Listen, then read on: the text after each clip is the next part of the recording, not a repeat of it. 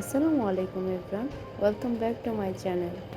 আজ আপনাদের বানিয়ে দেখাবো কফ সর্দি কমানোর ইজি হোমমেড রেসিপি।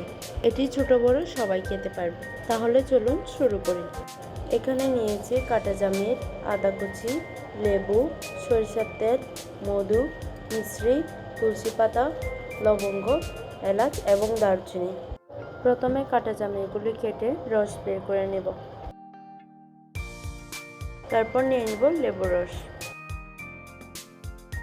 অ্যাড করে দিব তুলসী পাতা, সরিষার তেল, লবঙ্গ, এলাচ এবং দারচিনি।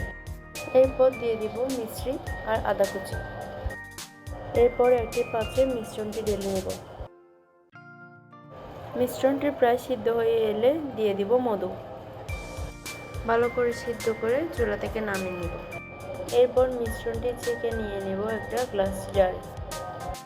আমার ভিডিওটা যদি আপনারা এনজয় করে থাকেন তাহলে লাইক, শেয়ার অ্যান্ড সাবস্ক্রাইব করুন।